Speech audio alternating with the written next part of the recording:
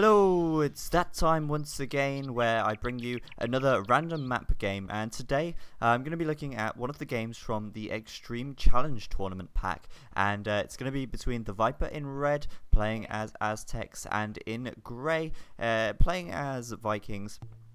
Clan Ruso. Now these guys, my god, this map is so cool. Basically, the Extreme Challenge Tournament was something that happened in 2010. I think it was September 2010, if I'm not mistaken. And it was basically a collection of maps that were played in extreme cases. So like this is a very extreme map. Let me just remember what this one was called. It's called Outward Bound, and it's called that because look at your starting island. You start with a transport ship, you start with very little resources, and you have to move out towards the edge of the map where all the resources are. And there's actually a collection of these maps. They're really good. I think some of them were made by The Prophet, and yeah, these are just awesome maps, and it's going to be really fun to see how this one goes. I think I've got to say from the very start that Clan Ruso here has got the advantage as he is Vikings, and obviously this is a very heavy water map, and as Aztecs, TheViper is a little bit disadvantaged in this case. And bear in mind as well, this was 2010, I believe, that this was played, so TheViper probably not as strong as he is now. However, he's still pretty darn good at this stage. I think he's always been very good. At the very least. So let's have a look at what these guys are doing. I want to see how they play this. Bear in mind they start with a transport ship, so they can move their guys off to the edge of the map pretty quickly, and they're probably going to want to take their villagers over to the edge to get some deer and boar when they can, and they're probably going to do that pretty soon as well. The problem is obviously their town centre is at this island here, and they're going to have to get out to the edge of the map pretty quickly in order to actually get some resources in, advance up to the village, and then get some more boats or whatever they decide to do. We'll have to see, because obviously there's very few trees on this map as well. These trees here, fortunately, providing some wood at the very least, and both these guys have got some trees close by. So TheViper is straight up with a dock. He's a little bit behind Ruso there. I want to see what scouting he's doing. He's scouting with his transport ship as well. He obviously knows where Ruso is, but he doesn't want to get too close to Ruso's town centre with his transport ship. Otherwise, Ruso will garrison villages inside, and the transport ship could be lost. So that doesn't want to happen. He does not want that to happen at all. And let's have a look at Ruso's scouting. Yeah, he's just scouting the shore as well. And I want to see where's he's gone. I want to see who goes over to the outside first, and see who actually gets out to the outside first and gets the upper hand. We'll have to see what happens basically.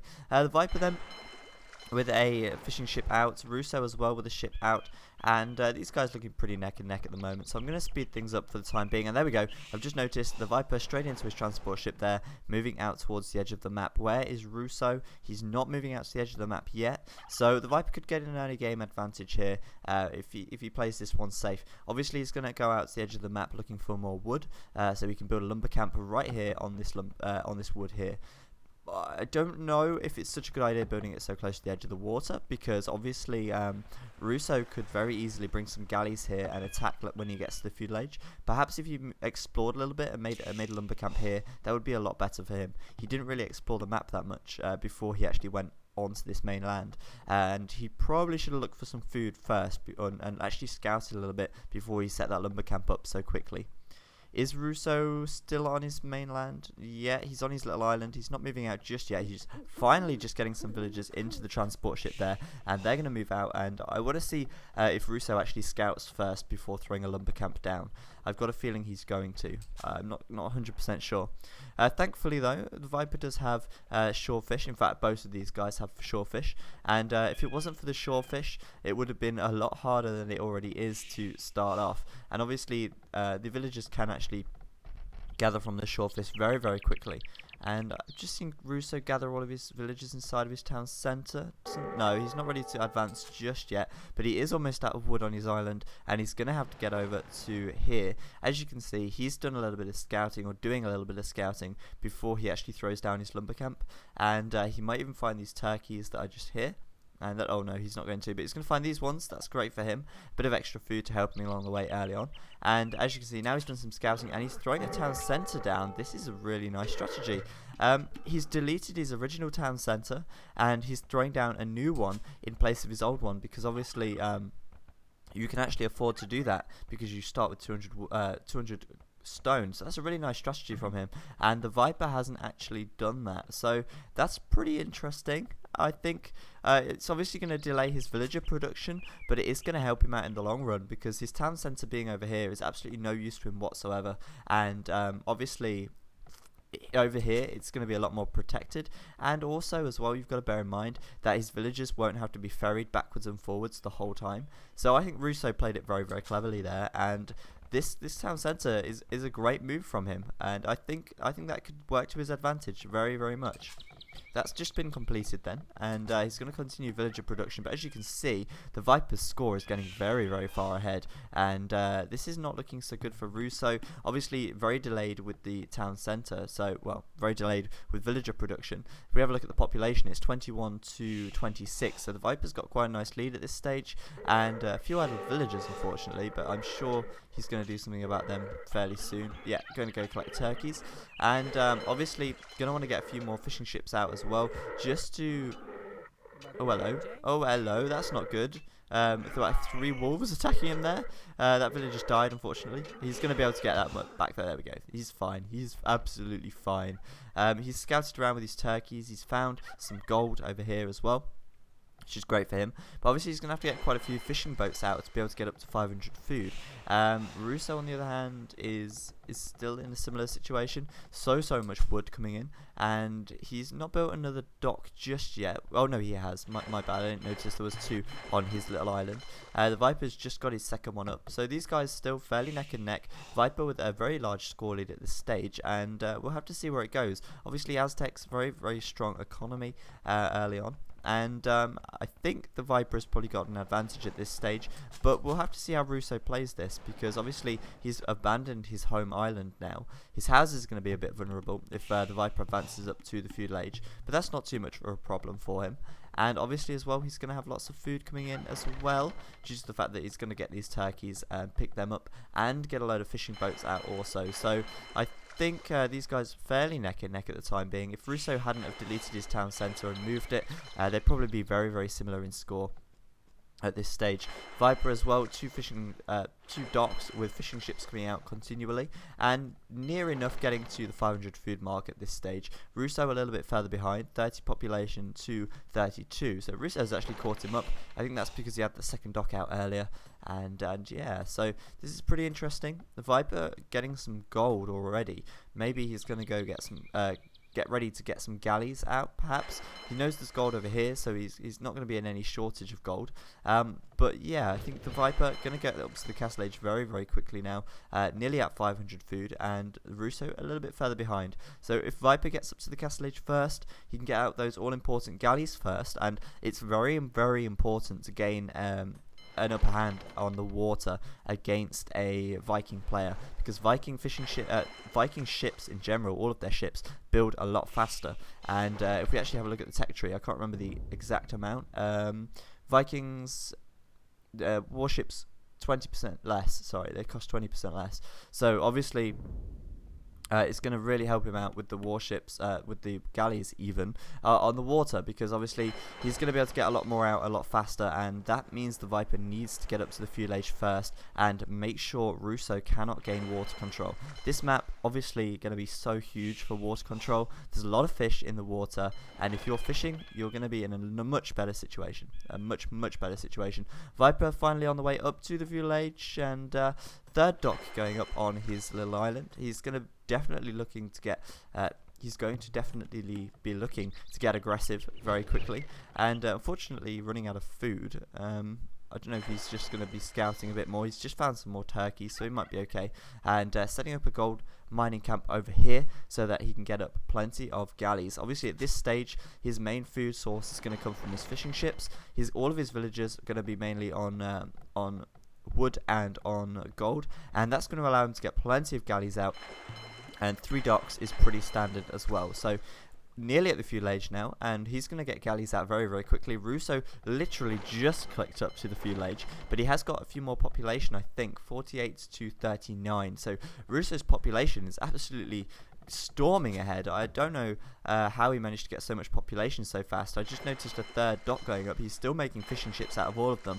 So Ruso's economy looking very, very strong. But there we go. Viper just into the fuel age now. Look as we check his docks, galleys coming out. There's 3, and Viper could manage to take out these fishing ships very, very quickly if he gets these galleys out in time. Very important now that the Viper gets up a blacksmith as well, and gets the fletching upgrade as fast as he can. Fletching really, really important for for galleys and archer units. There's his blacksmith there, so he's going to get fletching very, very soon, and fletching is going to allow him to get +1 attack and +1 range, and that's really going to help him out when it comes to picking off the fishing ships and the enemy's galleys as well. So there we go, galleys coming out now, the first wave, and he needs to get over there as quickly as he can and start taking out the fishing ships so he can gain an advantage. Obviously Ruso isn't into the fuel age yet, but he will be very, very soon, and he will very, very quickly outnumber the Viper on the water. Look at that, 6 docks for him, so that's insane. Viper saying, will you X your fish? Obviously not. But, there we go. Viper going to be able to take out a few fishing ships, but Ruso has got 6 docks at this stage. He's got loads of resources, loads of them, and the Viper only with 3 docks. So it looks like the Viper could be forced off the water pretty quickly if he's not careful.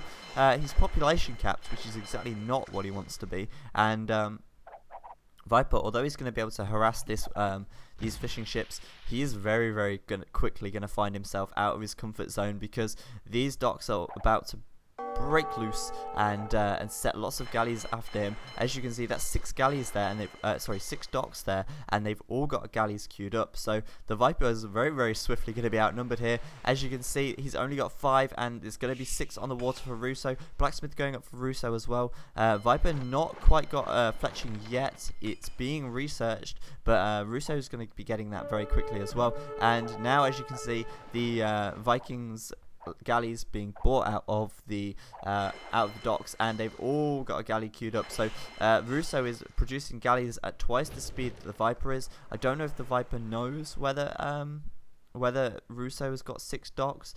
He knows he's got 4, and he knows he's only got 3, so he's going to have to do something here about that. And Ruso, look how much food he's got. This is insane. His fishing ships have been really great for his economy this stage, and Ruso's got a lot of food. But the Viper is going up to the castle age quickly, and he's going to go castle age and probably get war galley very, very quickly indeed. And he's obviously going to try and do as much damage as he can to Ruso's economy at this stage. But Ruso has got a lot of food, and he's also going to have a lot more boats. So the Viper's got to be very careful not to lose too many fishing ships, too many galleys, and yeah, he needs to be really, really careful here. As you can see, he's still only got 3 docks, and that is not so good. What's he doing on the land? Well, he's got a market coming out, so he's looking to sell off and buy some resources. He's also building a barracks, so we could see him staging a land attack over here on Ruso. He's just built another barracks as well, so perhaps he's going to go for Eagle Warriors. We'll have to see. And as you can see, already on the water, Viper vastly outnumbered now, and Ruso going to gain a big advantage on the water, as he is producing galleys at a much faster rate. As you can see, the Viper forced back, and it's alright being in the castle age when he gets up to the castle age, but he's got to be really careful, because if he has no ships to upgrade, there's no point in upgrading at the dock for the war galley. So he's got to be very careful. He's throwing up a watchtower there to keep his docks safe, and as I say, he's going to lose a lot of fishing ships here as well if Ruso gets in. So this is really disrupting the Viper. He's got no real option but to try and engage, but he is vastly outnumbered, and Ruso is producing galleys like there's no tomorrow. This is insane. He's got a lot of galleys out, and Viper had such a great start, but I don't know, Ruso's looking very strong, and the Viper is kind of struggling here, although he is on his way into the castle age. Ruso as well on the way to the castle age. It looks like Ruso is going to gain water control. As you can see, 2 barracks there from the Viper. I don't know if he's going to make Aztec warriors and harass down here, Eagle warriors even. We could we could see that. It could be a possibility. But as you can see, the Viper has forced off fish, and Ruso's going to come in with his galleys, going to absolutely murder these fishing ships. That is not good at all. Viper's economy really suffering now, and we should be able to see war galley from him at some point. Where is it? He's not making anything actually from the docks. That's interesting. Maybe he's going to give up on water and make Eagle Warriors. Well, he's making one Eagle Warrior. Pretty interesting strategy, I've got to say. But no docks, no dock researches yet. Is he getting Bodkin Arrow yet? You would think so. Yeah, Bodkin Arrow straight away. One of the most important researches. Fletching, Bodkin Arrow, and Bracer, if you have them available to you. Very important that you get all of those. And now Ruso about to hit Castle Age as well. So I think the Viper's in a pretty bad spot right here. Ruso is going to take the water. He's taken out a lot of Viper's fishing ships, and look at this. His economy from the water is going to be massive thanks to these fishing ships that are being pretty much undisturbed. And Ruso with a ton of galleys right now. And I don't think the Viper is going to be able to actually take them out. As we can see, more galleys being created, war galley being researched, and the Viper, I don't know if he's given up on water. I've got to say it's very hard to win water against a Viking player. But yeah, he doesn't seem to be upgrading to war galley, and he's not really making that many galleys either. He is, however, making some Eagle Warriors over here, and he's pushing out across the map. Let's see if he can do any harassment over here. He's going to try and do what he can, but my fear is that Ruso's villages are very close to this town centre, and the Eagle Warriors won't be able to do that much. So we'll have to see. War Galley now being completed from Ruso, and Ruso could take out this town centre very quickly if he focuses fire on that. And as we can see, the Viper's Galley is going to get absolutely massacred here. The war galleys from Ruso absolutely owning everything on the water, and the Viper's economy pretty much destroyed altogether. These galleys going down very quickly. The fishing ships are also lost, and that is really not good for him. Look at the scores now. The Viper's score very far behind indeed. He's not really able to do that much harassment on the land. He's still creating some Eagle Warriors, but yeah, I mean, then he's not doing much harassment here at all. Might be able to pick off a few villagers, but he's not going to be able to do very much down at these town centres at all.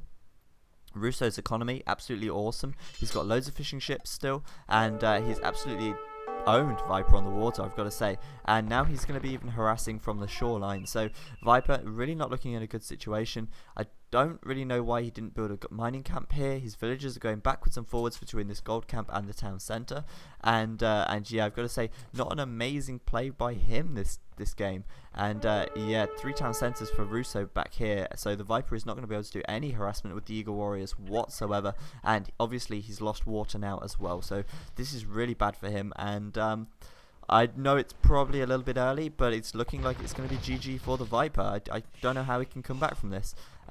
He's down by 1 town centre. This town centre isn't really going to be much use to him, as he can't really produce villagers from here, because obviously they're going to have to be transported between the small island and the outside land, which is really not good for him. So that is not good at all. His harassment over here is failing, I think.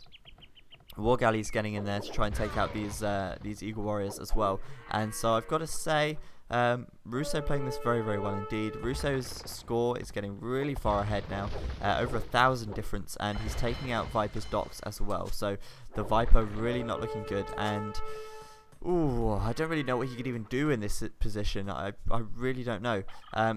Maybe he should have forwarded instead of building all the way back here, because I mean his Eagle Warriors have got a very long way to run, and obviously maybe if he built a barracks here instead, that would have helped. Or maybe if he'd have gone crossbowman, that would have been better to snipe off the villagers. But as you can see, Ruso now has 4 town centres, and that is quite a big boom from him. As you can see, villages being created at all of them, more docks going up, and more fishing ships being created. So Ruso is under pretty much no threat right now, and he's just free to expand his economy as he well pleases. So this is really not looking good for Viper, as I've said so many times already. A 3rd town centre finally going up for him, but he's falling behind very rapidly, and that is not good at all. The harassment from the shoreline from Ruso is really going to screw him up. Obviously, I don't know, look at the population, 36 to 95, so oh god, I'm going to speed things up a bit because I don't know how much more action there really can be. Vipers has definitely lost this one unless something amazing and extraordinary happens. But Ruso seems to be dominating this. I've got to say, he really does have a very big score lead, and his economy is excellent. More barracks coming out from Ruso. Pretty interesting. I don't know why he's going barracks. Arbalest would be a good choice for him, but perhaps he's going to go champions to counter the Eagle Warriors. Not that there is many Eagle Warriors, but I suppose champions would be, well, maybe not champions, but two-handed swordsman, long swordsman for the time being, because Vikings aren't in the Imperial Age yet, so we can't afford to upgrade. Let's see, yeah, men-at-arms being created, so he's going to be making the perfect counter to Eagle Warriors, really, and yeah, so Ruso, I think once the Viper sees this counter from Ruso, the Viper is probably going to resign. There's long swordsmen being created now, or upgraded, should I say, and even more barracks, sorry, not even more barracks, a monastery coming out. So Ruso's even going to get relics, and Viper falling very, very far behind, very, very fast indeed. And I've got to say, I think this is probably a very early stage in his career. There is obviously a lot of his skill missing in this game, and I think this was late 2010. So just to give you an idea of how much the Viper's actually improved in the last few years, late 2010 to mid 2012, and the Viper has really improved a lot. Unfortunately though, it looks like he's going to lose this one. He's completely lost water now. Ruso has just got so many fishing ships. Population 41 to 135. But Ruso is probably going to be population capped pretty soon. And to be fair, he's probably finding this pretty easy right now. As you can see, long swordsman coming out, and Squires being researched, probably tracking going to be researched as well. Ruso, very good map coverage, he's got very good map control, and I think you probably see exactly what the Viper is doing. Even building docks in the Viper's own side. I don't know why he's building docks there, but he is. Maybe he's going to get some fish. I suppose there's no reason not to. It's available to him to do. And yeah, I don't know where the Viper's army is. What is he doing? Why hasn't he resigned yet? That's what I want to know.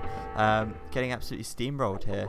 He's just, yeah, villagers gathered inside of the town centre. This is his only economy. He's got no military whatsoever.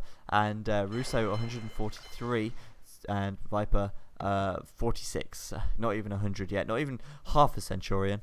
So yeah, I'm going to speed things up until Viper resigns. I've got to say, that was, I wasn't expecting that. I was expecting maybe he'd do a bit better.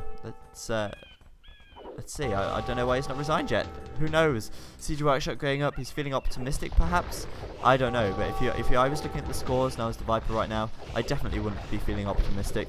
Out comes a stable from Ruso. He's probably going to be getting some long swordsmen out of there, and also advancing up to the Imperial Age. If the Viper doesn't resign when Ruso gets to the Imperial Age, I think that probably shows his lack of skill at this stage.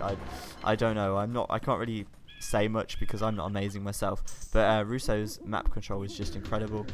He's building all over everywhere, and long swordsmen being created like it's no tomorrow. Ruso almost into the Imperial Age as well, taking out the Viper's barracks and everything over here, and the Viper just kind of cornered really. I don't know. This isn't so good from him. Denying this town centre from going up, fortunately for Viper, but I don't know. Imperial Age, and surely he's got to give it up here. The Viper is so far from being Imperial. He's 72 population, Ruso 200 nearly, and yeah, I think the Viper's just getting absolutely owned here. I'm sure two-handed swordsman is probably being researched already, and actually, where is it? It should be being researched already, I imagine. But yeah, I mean, long swordsman and two-handed swordsman, really good counter to the Eagle Warriors, and now I think the Viper's just probably being stubborn at this stage, because he should have resigned by now, that is for sure, and yeah, I think he's just cornered, backed into a corner, and actually getting owned. If we look at the scores, 4,000, and oh, there we go, Viper resigning, and Oakland Ruso winning this one. Yeah, I was surprised. The Viper's skill level in this is very, very low compared to what it is now. But this was 2 years ago. It was quite a long time ago. And this is part of the Elite Challenge pack, or Elite Challenge Tournament. Sorry, Extreme Challenge Tournament. And I'm going to do some more of these because the maps are really interesting. As you can see, this map very, very different. And although El Clan Ruso made that look a bit easy, I wanted to see what this game was all about and see what the map was all about as well. I hadn't actually watched this game before I commentated it. So hopefully you enjoyed that. As usual, I've been Zach, and I'll see you next time.